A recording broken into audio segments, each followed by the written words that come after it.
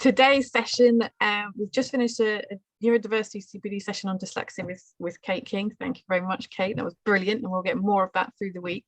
It's not too late if you wanted to sign up for one of the CPD tickets and you haven't. You can access those online and get the recordings later on in the week. We're now heading into a wonderful roundtable session on teen coaching for wellbeing, and very much looking forward to that conversation.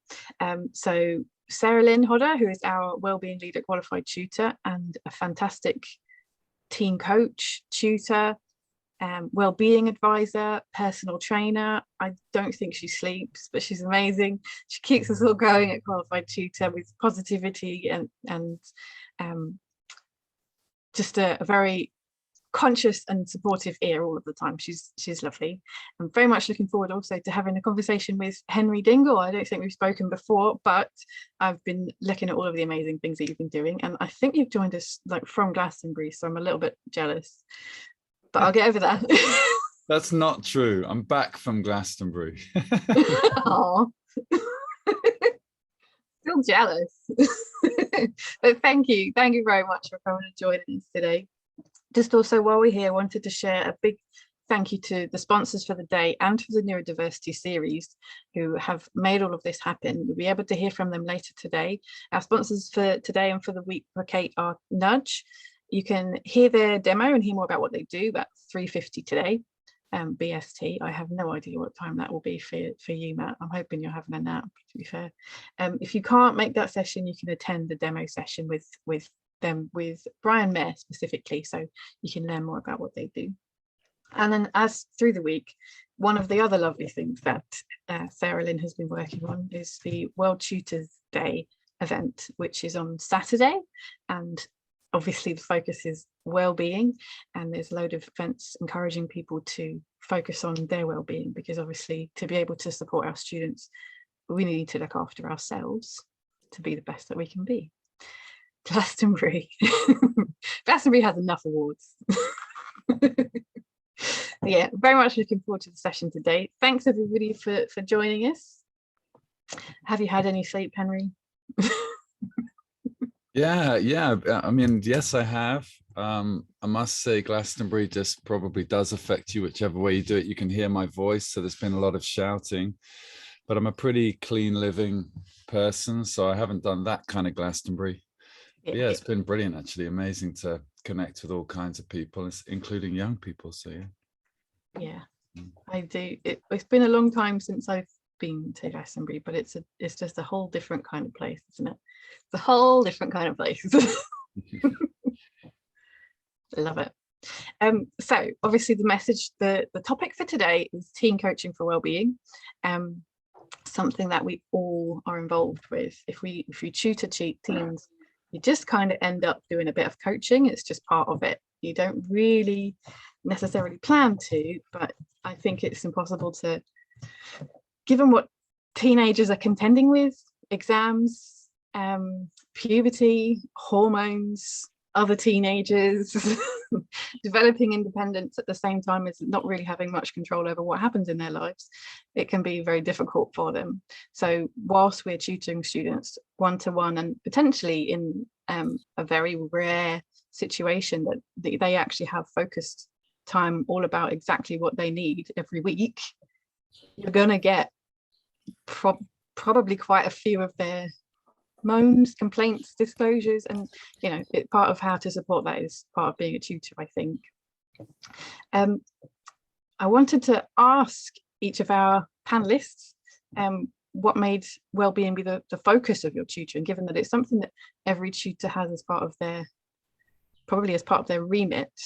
How did you decide to make that the focus of what you do? If I start with Sarahlynn, if that's okay. Yeah, absolutely.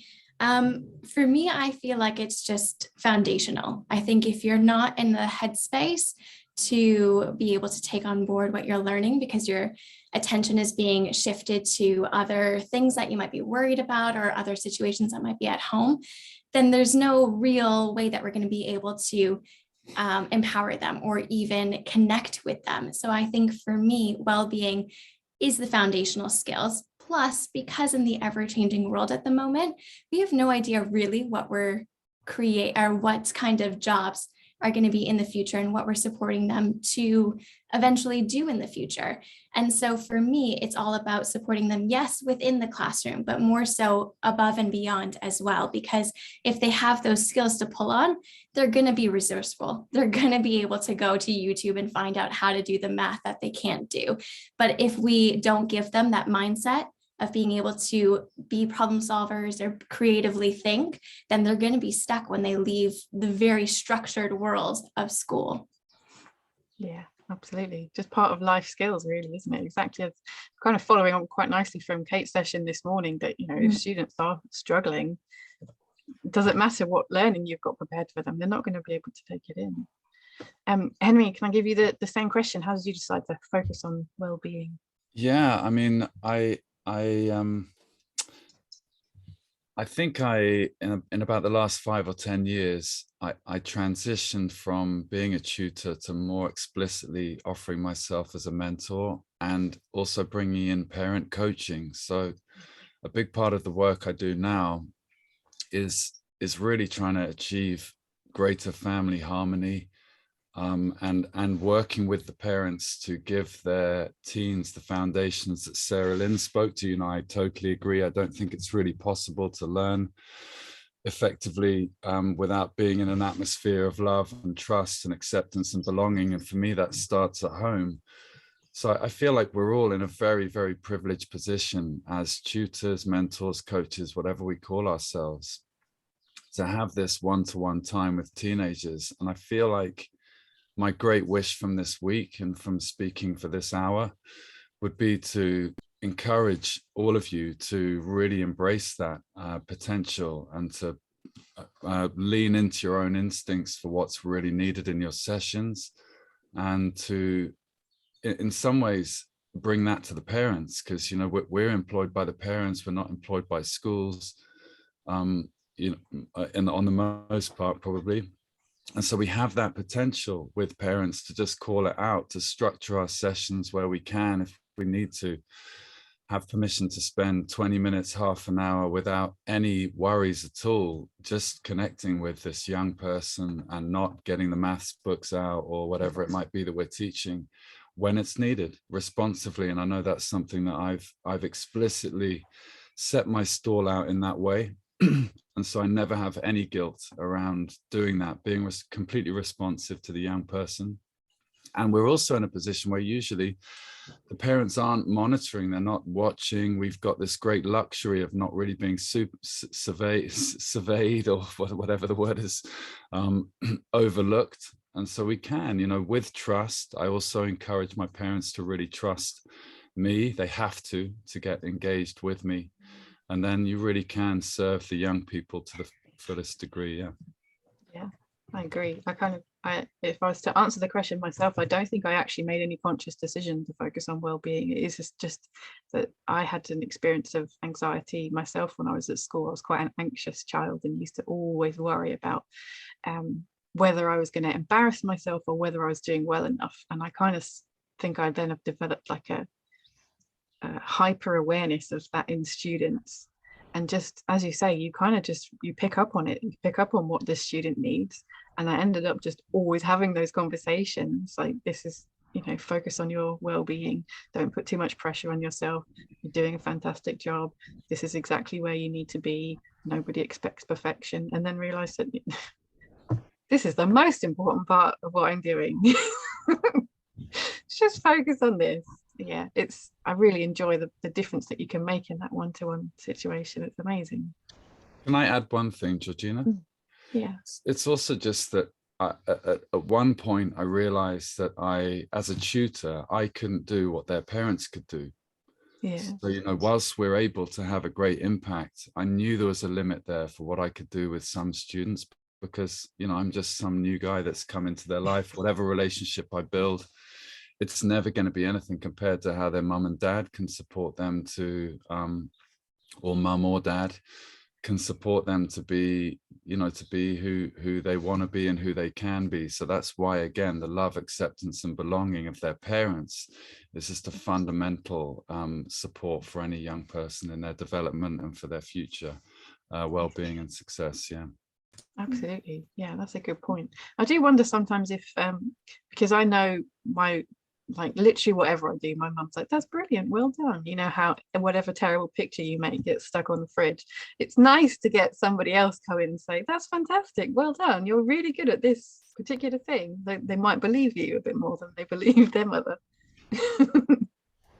Yeah, I feel like that's a really good point. And it might actually be the complement to what you're saying, Henry, because while there are students who have really fortunate family lives, I think sometimes there are students who don't have very fortunate family lives, or parents who may not have the skills to be able to support them. And so I think our role as tutors is to also be that extra pillar within their lives that our students can rely on or turn to when they might not have a very good example of what it means to handle stress effectively in the home, right? We are not only providing them an opportunity to learn the academics, but we're also acting as a model or a sounding board for our students to come to us when they may not have a relationship with their families to be able to talk to them, or they may have such a close-knit relationship. Sometimes I feel like going to your parents is more intimidating because you don't want them to see you fail or struggle. It's a lot easier sometimes to go to someone who's on the outside and ask for help because the relationship isn't as strong. So I feel like there's kind of two sides to that relationship as well, depending on where the students are coming from. Yeah, I love that. I Yeah, think it'd be really interesting. Sorry, Henry, I don't sorry, mean to Georgina, interrupt you. I go on. just wanted to give you an opportunity, because actually hearing about the way that you talk about your students, it'd be really interesting to hear about the specific programs that you each offer, and like how you support your students. Yeah, just to pick up on that point, Sarahlynn, yeah, love that. I mean, of course, when you're a teen, you're looking everywhere other than your parents for advice and support. So the love and acceptance and belonging I'm talking about is more atmospheric. It's more parents just being able to relieve their own children of the immense pressures that they can be under in this education system, in our culture, in these times. So yeah, 100% agree that we're in such a position also to give them a fresh influence. What was your question, Georgina? Sorry, I forgot. No, that's fine. I just wondered if you would share with us the programs that you have for supporting students and parents. Okay, I'll quickly summarize that, and then we can go to you, Sarahlynn. Sure. Yeah, so I've developed a 12-week program, mentorship program for teens and the parents. It's very much for both of them. I still teach maths and English GCSE as part of that. The other side's relationship building with the teen, mindset coaching for the teen, and a lot of parent coaching. And so I've got group calls for the parents, also one-to-one calls with the parents. And really on the parenting side, because it's probably the most novel element of the program, I'm really asking the parents to take a leap of faith into trust, to be able to hand over responsibility to their son or daughter, to empower their own responsibility for their lives and for their studies. And so it's really a 3-month immersion for the whole family. I'm very much in touch with the parents through the process, and at the same time working sometimes very conventionally still as a tutor, but sometimes, like I say, there'll be half hours or 3/4 of an hour where we really don't get much work done that day. And that's just responsive to what I see the student needs. And you know, the compliments come back from the students that have been in the program saying that they really liked all of that stuff much more. Like, how did it support them most of all academically, or was it the other stuff? And they're always like, it was the other stuff, you know, it was the free flowing coaching and relationship building really with someone who's not their parent. I really believe that our young people have far too few adults in close with them who they really can trust and engage with. Part of me feels like I'm rebuilding that trust for all the adults in that one young person's life. If I can come in openness and trust and love and acceptance, then that can help them really feel like the teachers out there, their parents even, and other adults they engage with aren't just out there to kind of control them and coerce them and with an agenda. Yeah. Hope I love that's a it. good summary. I am glad I have a box of tissues here because I could get emotional. Sarahlynn, before I start weeping, could you please share your program? Sure, absolutely. I just want to say I really love that line, Henry, leap of faith into trust. I think that's so beautiful. So Bettering Youth is kind of like the main house for what we do. So we first and foremost offer academic tutoring, same as Henry, maths and English. We work a lot on transitioning periods. So whether they're going from year 5 to year 6, or they're going from year 8 to year 9, a lot of times we look at the big transition years because those tend to be the ones where they might need a little bit more of that well-being support, whether it's an exam or just leaving schools. And then the other side of the house, I guess, is that well-being side, and it's completely taken away from the academics. So there's two different sides. There's one where it blends it, and then there's the other one that's just completely separate. And in the one that's separate, I've created an 8-week program. But with the 8-week program, it's not modules that they all have to go through. I have a bit of a schema as a teacher. I feel like you can never really take us out of the classroom and take away that innate want to plan. So I do have a guidepost of where we need to go and the skills that I'd like them to build, but it really is in response to what the child and I and the parents feel like their end goal is. So we have students that come because they are dealing with a lot of big emotions. They might be a little bit younger, 6, 7 years old, and they're hitting and they're screaming and they just can't handle those emotions. So we go through that emotional literacy and emotional regulation. Or it might be a student who's going to a brand new school and they're getting ready for their GCSEs at the same time, and they've got all of these added extra pressures. And so they might get very similar well-being, emotional regulation and emotion coaching, but we're also going to be blending in a bunch of other bits that they might need as well. So that's, I guess, the two ways that we do it. But I think Henry's made such a good point that it really does need to be grounded within a relationship where everyone feels like they're being seen and heard. So for us, it's about giving the children a platform where they can advocate for themselves and say, this is where I'm struggling, or this is what I might need. I think not a lot of adults ask them, what is it that you need, right? At school, they don't get to choose what they want to learn and how they want to learn. At home, they might not get to choose what chores they do. They might be assigned those chores. We don't know what their home life is. And so for me, it's about being open to taking a back seat as a teacher and being more of someone who's going to walk beside them rather than someone who's always going to be walking in front of them. And so it's about being open to the conversations of me thinking I'm going in with one plan and hearing what they're saying and being completely okay with stepping back and switching on the cusp. Love that. Beautiful.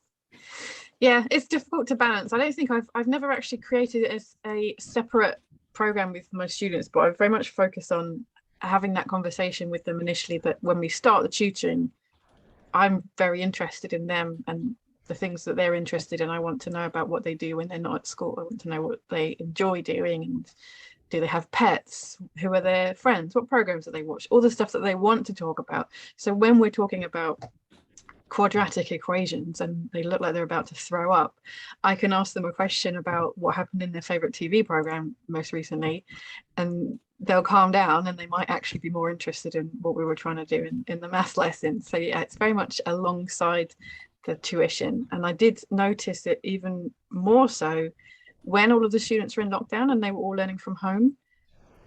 Teenagers who perhaps always used to be playing it a bit cool and found it difficult to get them to open up, they just really wanted to chat. We'd spend a half hour of an hour's lesson chatting about what they've been doing that week and how they were feeling and how they were getting on with what was happening at school, which was very varied. They do appreciate having someone that's just given them that undivided attention for that length of time. Yeah, it's very powerful. There's some really good questions that have been coming in the chat, so I want to make sure that we focus on those. Kaylee Rapson, thank you, Kaylee, asked a lovely question. What would your top tips be for building that initial connection with teens? I'd like to okay, go for it, Sarah. Go for it, Can Sarah. jump right in. One of the first things that we do, and it's also a way to create a relationship with parents, but we always talk about having an initial meeting before money ever changes hands. I think that's really important. I think it's important for parents to know that you're not just in it for the money. I mean, if you're going to be a tutor, you're not always just in it for the money, right? You're in it because you felt like you had more of a role to play, one-to-one or maybe one-to-few. But I think starting with that initial meeting and saying that it's like before anything is signed, we just want to make sure we vibe really well together, sets a really good tone for you and the parents' relationship.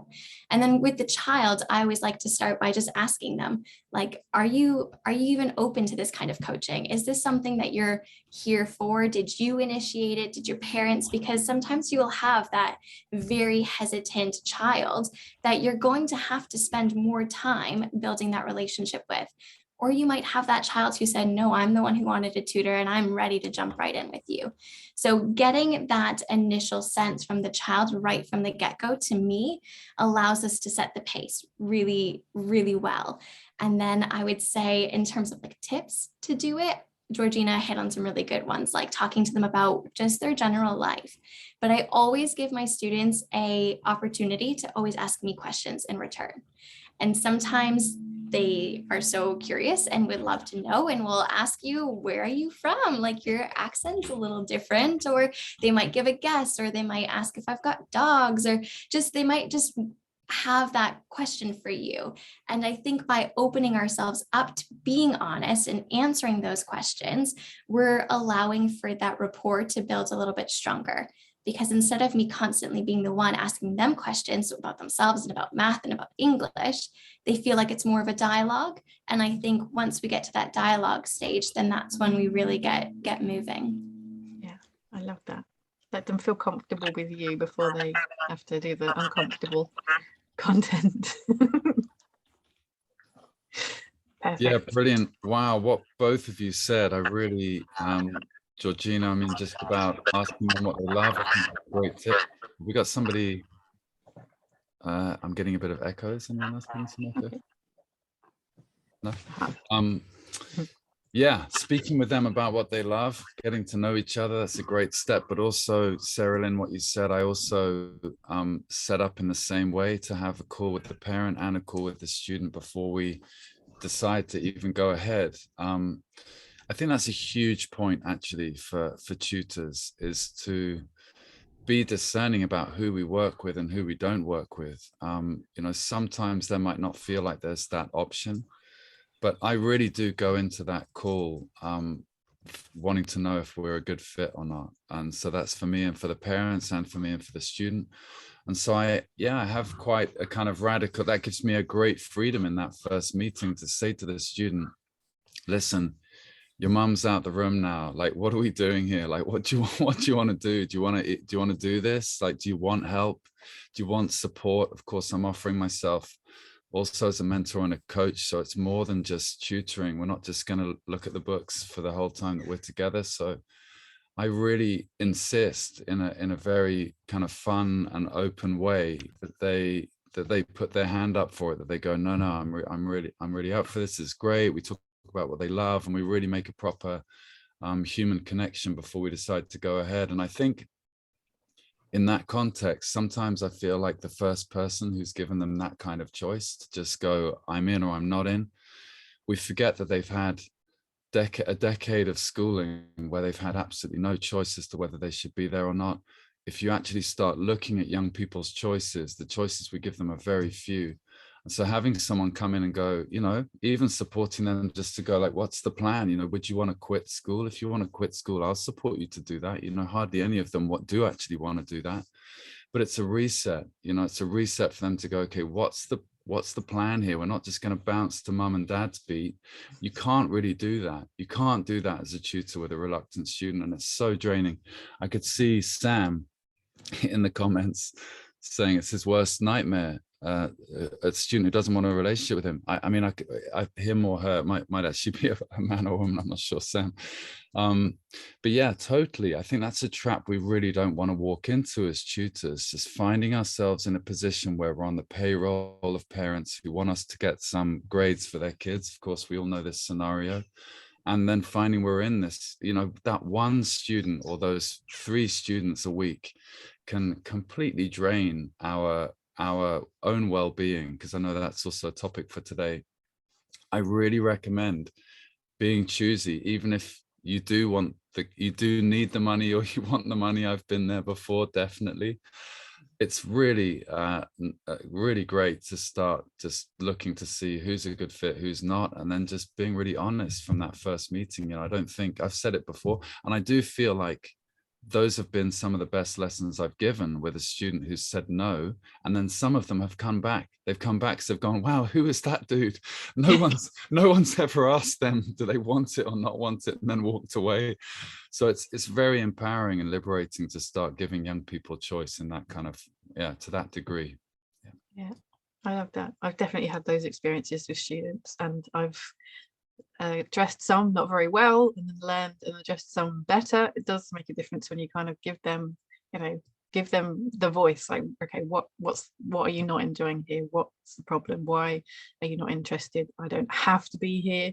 I don't want to waste your parents' money, but I'm interested in what you want to do. They suddenly are like, what's gonna happen? I'm not going to give you a detention. I'm not going to send you to sit in the corner. This is your house. What do you want? Yeah, it's very, very, very, very powerful to actually listen to them and give them their own voice in the session. Brent, I apologize, I've pinched your question from quite some time back, but I think you've been having some really powerful conversations in the chat here. Thank you. But a while back, Brent asked, so he shouldn't feel bad for coaching instead of pure tutoring. It's a definite no. Don't feel bad. That's brilliant. Would you agree, Henry? I think the best way to get around something like that is, like Henry's saying, be very honest and lean into what it is that you want to do. As tutors, we have such a beautiful blessing of being able to choose how we want to show up and why we want to show up. And I think when we lean into that why, we feel so much more confident in standing up and advocating and educating our families. So at the beginning in 2017, when I just started mentoring youth, there were so many parents who just couldn't wrap their head around, what? I'm gonna pay for you to do an hour of math tuition, and you're telling me you might spend 15 minutes talking about growth mindset. What is growth mindset? So in 2017, it was all about educating our parents. We're really fortunate right now, right? We're at a point where a lot of parents might know at least the benefits of mindfulness or well-being being embedded in sessions. So now your job is to just confidently explain to them those benefits. So when they are in that meeting with you, they don't feel like you're just going to say, right, we're just going to do well-being. Okay. What does that mean? How does it look like? What does it look like? What can they expect out of it? So Brent, if you're concerned about parents pushing back, I think you need to figure out why you think well-being is important. And then when it's tied to your why, you're going to be better able to express that when you have a conversation. And at the end of the day, there are going to be parents who are just going to say, I'm really sorry. I don't think that works for us. It happens to us. And then you go your separate ways and you wish them all the best. But really, at the end of the day, do you want to be constantly fighting a parent to be getting their buy-in to what you're offering? I don't. That's why I left the classroom. I want to have parents and a relationship with parents where there's that trust and there's that communication. And I think if you start on that foundation, then you're going to have a much better and easier process moving through. Yeah, I love it. To be honest, that's why I guess you have that initial conversation with your parents. Yeah, perfect. Henry, how about yourself? Yeah, I feel like with the sorry, my mind's just gone completely blank. You just remind me of the question. I was so engrossed in what Sarahlynn was saying. I know the feeling. That's okay. So Brent asked about he was potentially feeling bad about spending time in the session on coaching rather than tutoring. Yes, but that's okay.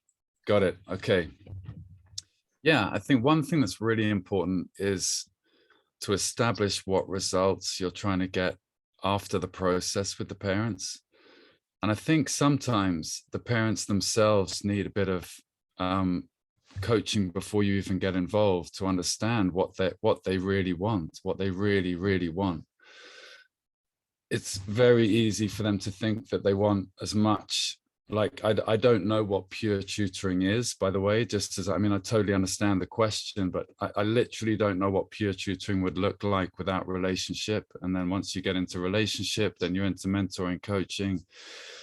So I think we're all doing that, whether we like it or not, and the parents just need to understand that this isn't a kind of cumulative like pot where you just fill up with maths and then they get their money's worth. You know, we're so obsessed in our society and culture with measuring everything, and it's really a crazy approach. So if the result, I mean, so often I find that parents come to me and they might be saying that they want a particular thing. They might be talking a lot about the grades, the academic attainment, and very quickly, once we grow into our relationship, they recognize that when their child is feeling good, that's one guarantee I give for every student I work with, is that they enjoy every session. You know, when this child comes out of every session, obviously enriched, opened up in their own maturity and responsibility, and just, there's never any need for them to have to force their kid into a session with me,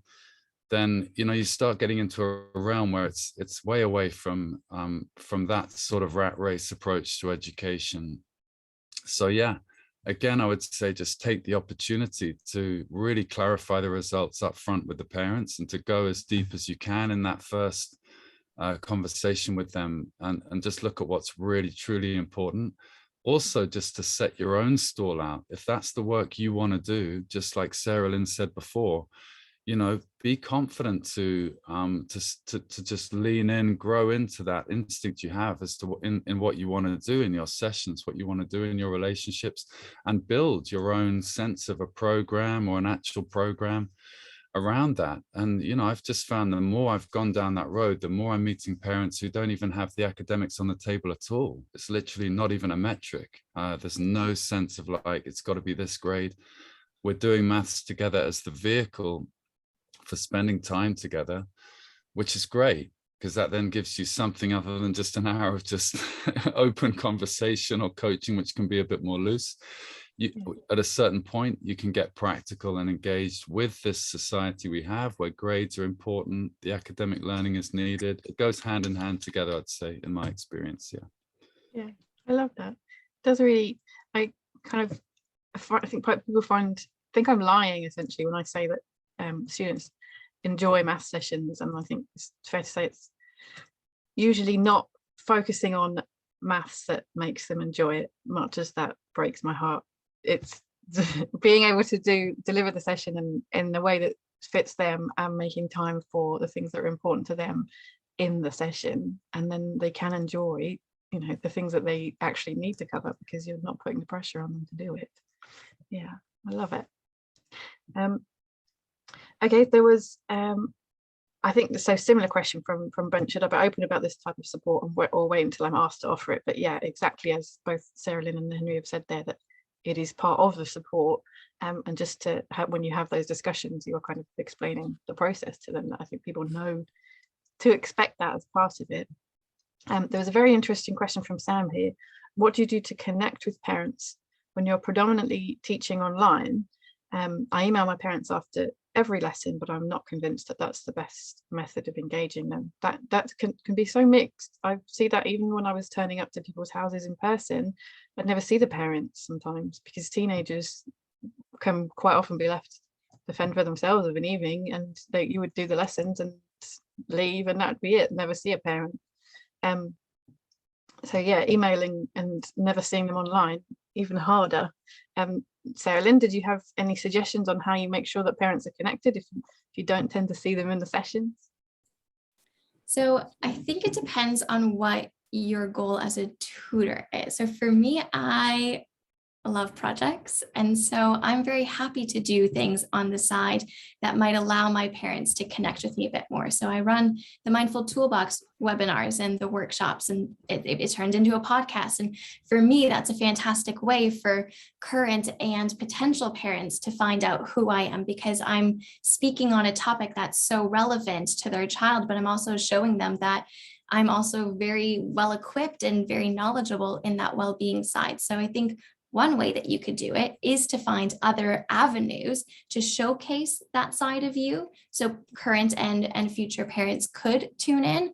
I think another thing to do, though, would be we always offer a termly or a half-termly meeting. And some parents jump right on that, and they're so excited to jump on the call or jump on Zoom with you. It does take time, though, because you're not getting paid for these hour-long sessions. You might tell them it's 20 minutes, and some parents might want to talk for more. So I think that is your opportunity to show them that you're not there just for the paycheck, but you are there for the benefit of their child. And I think it's the more that you're willing to give to the parent, with boundaries, of course. I'm all about having those healthy boundaries within your workspace. I think it is really important to tell them that you are willing to show up and have those conversations outside of those lessons. I think even if they don't take you up on it, I think that alone, just the offer, is going to help the parents feel more confident. I think that would be a really good way to start building that relationship with them. Yeah, absolutely. Encouraging them to have the conversation. I think it's important to remember that a lot of parents have many things going on, and it's too easy to slip into the assumption that somebody else has got their child covered for a little while. They can plow on with their to-do list. I don't think it's that they don't want to be involved. It's probably because they've kind of taken the moment to do something else. Yeah, making sure that they know that they can have that conversation is very important. There was another question for working with teens. It's a complex area, as we know. How do you suggest that we shift our own mindset to make sure that we can make the most impact on well-being for students and for their families? Quite a big question, but so I put that to Henry. Yeah, sure. I think we, again, need to be as well as we can be in the role. And just quite a lot of what's come up this morning, listening to everyone, is this sense sometimes of not being exactly in the role that we want to be in, or feeling a little bit restricted by our relationship with the parents, especially perhaps. So, yeah, I feel like being sustainable, being well in ourselves is also to do with just being in greater alignment with the real work that we want to do, being more confident and bold to set our stall out in exactly the way that we want to set it out, making sure we don't take on the clients that aren't a good fit for us and that can become that complete drain of our energy and mental energy and emotional energy. And so calling that out straight away is really, really nice. And also, I think I've also learned to be really honest when things have gone wrong with parents, or when things haven't been the way I would like them to be, just not wearing or taking on any of that sense of guilt, or doing things the wrong way, or failure in a particular, however it might be going. I did want to say also, just in response to the question about connection with parents, that I insist with the parents in my program, a bit like I do with the students, that they're also fully on board. So I have had many tutoring gigs in the past where the parents really aren't present at all. And I've never liked that. I just want to say I've never liked that. I understand when parents are busy, but for me, I really demand in my program that the parents are fully, that they want to make a major change in their family unit and in the way that they're supporting their teen. If it's a critical time for their teen, I also think that's a critical time for any parent. So it's time for them to step up, to put some time in. So they have weekly group calls with me, they have one-to-one calls with me, and I WhatsApp message my students' parents after every single session. If you're anything like me, I mean, I've been at Glastonbury for 6 days, so my mind is especially woolly this morning. But, you know, in general, I want to come out that session and download 5 minutes of I leave a voice message, 5-minute voice message for every parent on what we've covered roughly in that session, what's come up that I found interesting. It's not so much the academic, it's a balance of both. Anything that I think the parent needs to hear to just complete that loop. And again, I feel like that's been a massive step forward for me, to really bring the parents right in, to be having completely separate conversations with the parents to the teens. I would never mix the two. I just don't want to see parents and teens in the same room at all, so that I can have a completely separate relationship with each of them. And I'm trying to work the magic of supporting both sides to end up really where they all want to be, which is everyone well, everyone happy, everyone, you know, harmonious with each other and happy with what they're doing. Yeah. I really remember, I mean, I don't do them anymore, but I hated when you'd have a session in a parent's house and it went terribly, and then at the end of the session the parent walks in and says, all bubbly, how did it go today? And you know full well that they were listening to the whole thing outside and they know that it went terribly. And like, do you want me to say terribly? Do you want me to call out this behavior in front of the child? Just, yeah, good, challenging day. Thanks. Love those questions. Yes, perfect. I love that. Sarahlynn, did you want to add anything? Could you repeat the question as well, please? Yeah, that's fine. So it was around how we can shift our own mindset so that we can make sure we make the most impact on the well-being of our students and of their families. Yeah, absolutely. So I think for me, I left the classroom because I didn't feel like the classroom was a space where I was getting the most out of it for myself as an actual practitioner and as a person, but I also don't think I was showing up to the best of my ability for my students. And so that's why I decided to leave the classroom. But when I left the classroom, I was one of those people who dove head first and then learned to swim after. I didn't really have a plan. I just kind of jumped. And I don't necessarily recommend it for the faint of heart because there's a huge learning curve, but I needed income. And so for a little while, I felt like all I was doing was taking on tutoring commissions or tutoring clients who didn't at all fit my ideal customer, who didn't even want to do the well-being side of things. And I think that really rocked my confidence because I felt like I left the classroom feeling so confident that this is where I was going to go. And then I jumped into tutoring and all of my parents were like, what? Well-being? What is that? Mindfulness? Who are you? This is a little woo-woo. Like, this is 2017.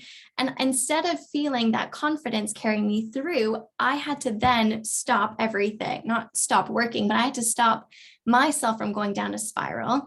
And I had to really make sure that I was confident and grounded in the reasons why I left the classroom, why I knew that this was the right path, why I knew that this was the right solution for the students. And so I had to do a lot of mindset work for myself to feel confident walking into a home and knowing that by me saying that I might spend 10, 15 minutes just working on a relationship with your child, 9 times out of 10, that parent would not want me because they weren't ready for it yet. And I needed to be okay with that. And I think we need to be so overly committed to our reason that we are okay with not working with absolutely everybody. Because I think once we're okay with that, we start to pull in the parents who really connect with us. And then your business, it's not going to be something that you have to work really hard for, because when you connect with a family so intentionally, your impact completely outweighs their expectations. And you are now going to be the tutor that they are going to talk about for every person that they meet. And then instead of you having to focus on hustling to be a really great maths tutor, you are now hustling to be a fantastic person who stands in their integrity, who stands in their beliefs and their why. And that translates to the families, the the outcome's going to speak for themselves, and then the rest is just going to follow. But I think it really does start with you feeling so confident in why you're showing up. Like Henry's reason for being someone who works with families is likely to be very different than mine, is likely going to be very different than yours. So we can all stand here saying well-being is so important to us, and that's fantastic, but it might mean something completely different to us as well. And so I think before we can start saying that this is what we're offering, we need to do that reflective process to understand why we're doing it and who we're really showing up for. Yeah, I feel like that was long-winded. I'm sorry, I can get on my stage here and just preach to the choir. I love it. No, it's worth sharing. I think it's really important to see. I think I kind of had this conversation with Julia, and it's essentially, as I introduced you, it's like the well-being champion for the whole of the Qualified Tutor team. But I think like to see that everyone has challenges and everybody has things that they have to deal with. Being in a good place doesn't mean that everything goes perfectly and you can handle anything that's thrown at you. It just means that you make a conscious effort to focus on the things that you need to do, like to fulfill your responsibilities and to enjoy yourself and to support your students. That's as far as we can go. You know, we're not trying to be perfect. We're trying to show that there is no expectation to be perfect. I love it. I'm going to get off my soapbox now. Can I add in something? It might be a bit of a tangent, but I think it relates. It just occurred to me from looking at the chat and just sensing the pressure we're under as tutors with the time and pricing element. It's another leap I made 3 years ago or so to go into offering a program rather than an hour-by-hour tutoring service or something that looks like that. Because looking at Brent's comment, it was, just having the time, being sustainable as a tutor. Actually, when I was a tutor, I found it really hard to have a sustainable living from that. I was full-time tutoring and there wasn't any income coming in from anywhere else. And I didn't actually get to that stage where I was financially sustainable, well, not completely burnt out in mid-June, which maybe many of us are here. It's a great time for a festival to come together and go, whoa. Usually April to June, it's just insane for a lot of tutors. So yeah, offering a program, offering a package was a big leap for me. Charging much higher prices, basically, as a result. It's not an hourly rate. I very rarely offer myself at an hourly rate.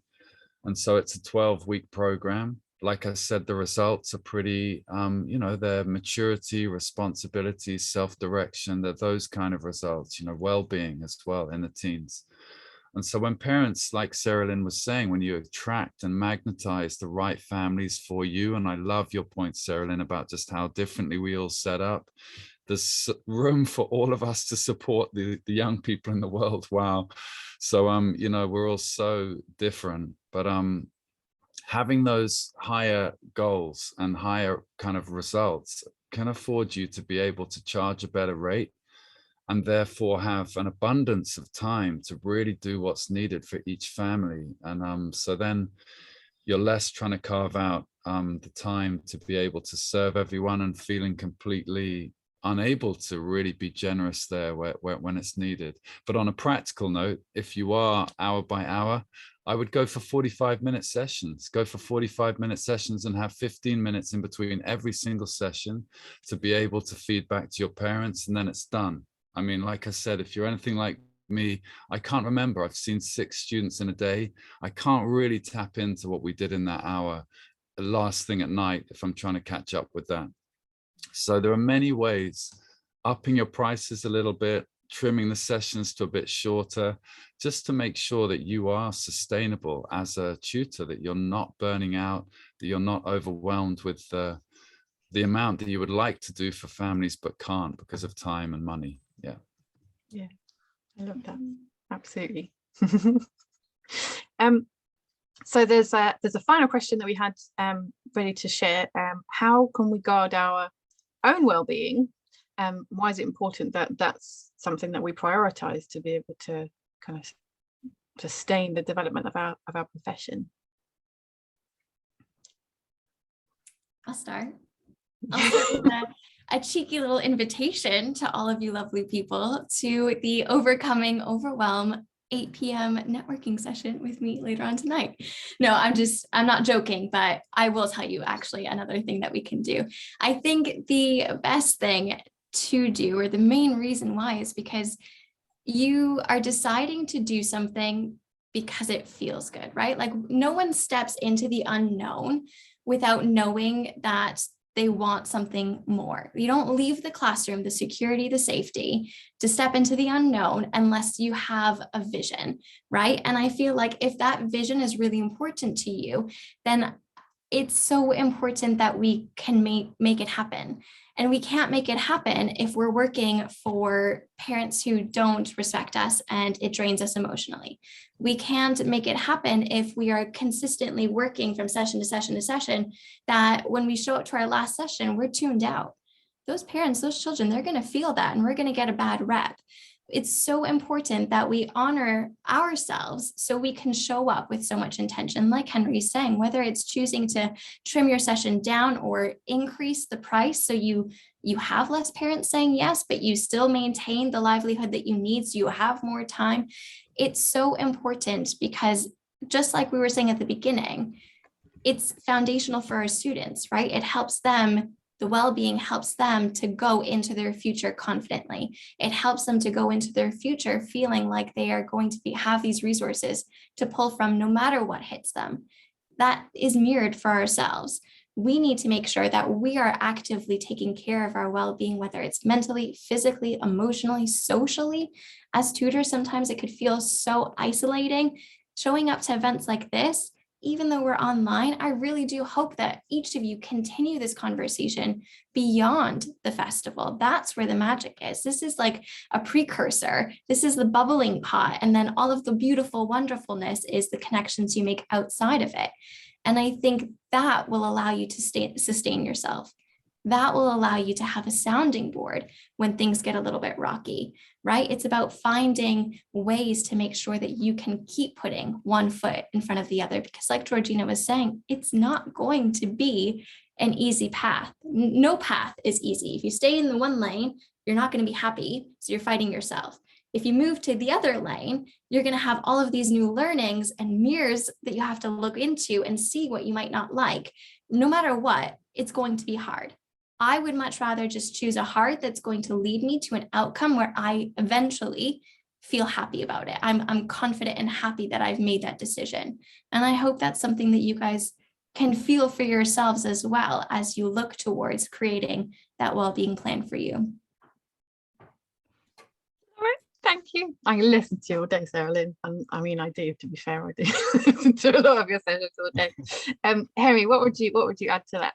Yeah, it's good as tutors, teachers, parents, we have to understand that we can't really teach or give away anything that we don't know and have ourselves. So, just doing the work on ourselves, whatever that looks like for you, is really important. Role modeling, we cannot just pretend to our young people that we've got it all covered. We don't have any emotional landscape going on. With life is just completely sorted now that we're an adult.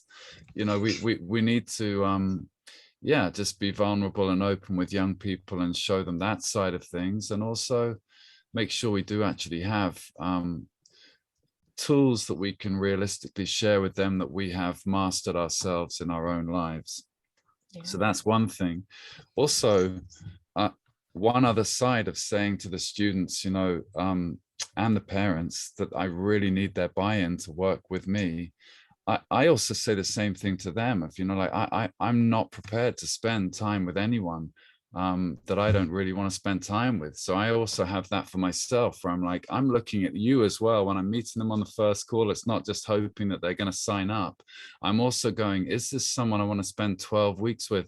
And I know from experience that there have been times when I've been with someone for 12 weeks and it's been a drain, it's been a drag, we're not a great fit. So, again, it comes back to the same thing of how you set up taking on the people that really are a good fit. If you fill your books with people who are all a good fit, wow, just the flourishing and the confidence and the well-being that will come from that alone is huge. And yeah, the other thing I would say, it might not be very, I don't know if it's appropriate at this festival or event in some ways, but I would say that it's great to have other income streams as well. It actually can be really, really powerful for a tutor to not be leaning fully on the tutoring, especially at this time of year. Anyone who's been doing 8-hour days through, you know, April and May, you'll know what I mean. You just get worse and worse and worse in your job. You know, you want the money, the students want the support or whatever, but it's great to have a balance there. I think I've got about 4 good hours of tutoring in me. If I'm realistic, I think 4, maybe 5, but not year round. So, you know, unless your rates are high enough to support you in that, or you have other means, then it can be great to have a mixture, especially we're coming into the summer now. I don't know what you all do with the summer months. I basically go on holiday for 2 months. I'm always looking at that, you know. Yeah, it's great. It's not great for my bank balance, but it's, you know, that's another thing we need to look at. I need that kind of break if I've overdone it in this exam period. But, you know, how else could we also bring in some income to take the pressure off ourselves so that we can just fully enjoy our tutoring, so that we can turn people down if we don't think they're a good fit, so that we can just go easy on the pressure there to have to, yeah, make ends meet and overwork ourselves. Yes. If I can, I think there's also different phases of being a tutor that you'll find. Like Henry and I were speaking from quite a few years of experience and quite a few years of building this confidence. If I would have been here in 2017, 2016, even 2018, I don't think that I would even have the words to tell you any of this stuff. I think there are different phases. There are hustle phases where you are starting and you have to work really hard because you need to have the reviews. You need to have the parents to build your network. But I do think that even in those really busy seasons of hustling, you will be better off in the future if you're still making time for your well-being. And I think it was already in the chat earlier. It was connecting with others that I think was the most powerful for my well-being. And I'm not just saying that. I mean, Georgina's already said I'm a personal trainer, so I could very well say it was the movement and the food. And yes, 1000%, but it's talking to other people from the beginning that I think was the most powerful, because it gives you ideas, it gives you a sounding board, and it allows you to see things in ways that you may not be able to see when you're in your own little silo. So at the beginning, yeah, we're not like saying you just turn people away and don't charge exponentially. We can't do that at the beginning, right? Everyone has to grow. We need to be able to walk before we can run and so on. But I think the main goal that I have for this conversation is that you A, know your worth, you B, you know your why, and C, you have a plan. And hopefully that plan is looking after your well-being and connecting with others along the way. Very quick thing, Georgina, can I say to that? Sure. Yeah, I mean, one thing not to overlook here, we're coming towards the end of the hour, I can see in this session, but one thing for tutoring well-being is this, you know, like Qualified Tutor, Love, I'm not just trying to plug you, but like the Love Tutoring Festival, wow, you know, I wanted this for tutors. We had an attempt in some ways to build community for tutors 5-6 years ago. We wanted this. I was networking with a friend of mine, and we just met every week to speak about how we were tutoring, what was coming up for us. And we did that for about 1.5 years before we invited a few other people in. And, you know, having this kind of community, being able to connect with each other online as we can in this day and age with fellow tutors, having a community, there was nothing for me when I started out 20 years ago. Sometimes one tutor would walk out when I walked in, but it wasn't much of a connection. Other than that, I didn't know any tutors. I didn't know anyone else. I wasn't relying on anyone else. There wasn't a forum for exchanging professional development. So, you know, having this community also is so supportive. And I hope this call has also been supportive for everyone. It's not like you say, Sarahlynn, to say suddenly you've got to hike your prices and do this, do that. You really do. I totally support that point. Have to grow into your own confidence, gradually building whatever we might have suggested today if you are very new to tutoring into it. But yeah, I mean, hallelujah for this week. I'm so excited about this week, and thank you, Julia and Georgina, for this morning and just for the week. I know it's a huge amount of work, but what a service it is to all of us to have this connection with each other. Yeah. It's a labor of love, as you well know, Henry. Yeah. Thank you. It comes right from the heart. And well done to Georgina, because you just kicked off the festival in style, my friend. That's it. We're in. We're in. We're in. There's no going back. So people are lining up for the next event. And I think as a little warm up, just to sort of, you know, just break things up a little bit and change the vibe, can we tell everybody about the Love Tutoring Awards? Ooh, yes. Yes, I'm excited for the awards. They are mostly about fun, but also about, I think it follows